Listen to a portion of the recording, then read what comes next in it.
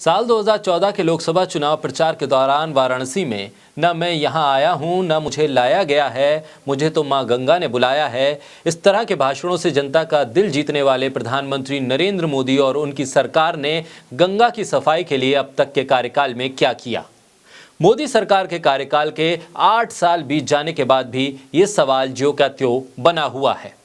गंगा को देखकर और उससे जुड़ी रिपोर्ट्स को पढ़ने के बाद तो यही साबित हो रहा है कि मोदी सरकार के 8 साल के कार्यकाल में गंगा की ना तो तस्वीर बदली और ना ही तकदीर।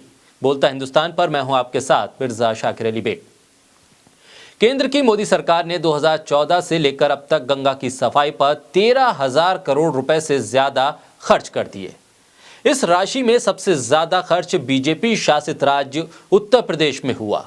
स्वच्छ गंगा के लिए राष्ट्रीय मिशन ने राष्ट्रीय गंगा परिषद को ये लेखा जोखा पेश किया है।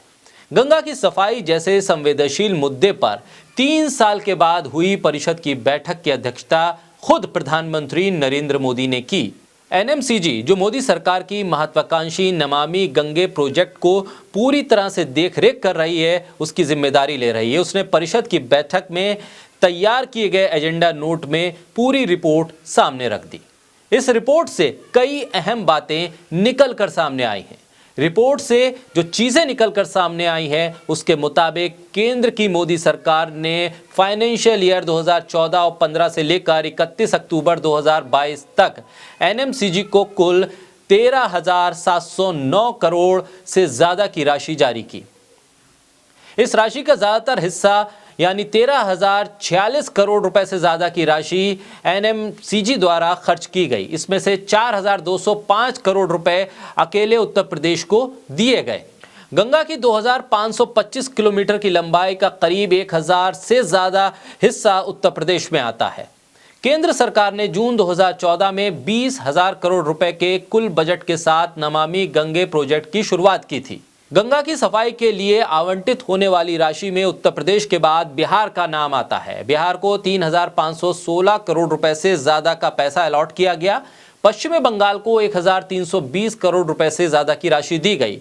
वहीं दिल्ली के हिस्से में 1,253 करोड़ रुपए से ज्यादा की राशि आई। वहीं उत्तराखंड के हिस्से में 1,117 करोड़ रुपए से ज्यादा की राशि आई। नमामि गंगे कार्यक्रम के तहत हासिल होने वाली इस राशि को और राज्यों को भी दिया गया है। इसमें झारखंड को 250 करोड़ रुपए, हरियाणा को 89 करोड़ रुपए, राजस्थान को 71 करोड़ रुपए से कुछ ज्यादा, हिमाचल प्रदेश को 3.5 करोड़ रुपए, मध्य प्रदेश को 9 करोड़ 89 हजार रुपए दिए गए।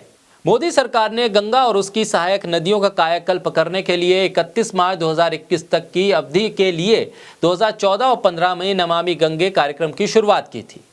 टारगेट हासिल नहीं होने के बाद इसे और बढ़ाया गया और इसकी डेडलाइन 31 मार्च 2026 कर दी गई, यानी 5 सालों के लिए इसे और आगे बढ़ाया गया। इतने सालों के बाद भी हजारों करोड़ रुपए पानी की तरह बहाने के बाद क्या हासिल हुआ, ये सबके सामने है। इलाहाबाद हाईकोर्ट की टिप्पणी भी सबको याद होनी चाहिए। उससे समझा जा सकता है कि हालात क्या हैं। इलाहाबाद हाईकोर्ट ने कहा था कि मिशन का काम आंखों को धोखा देने वाला है।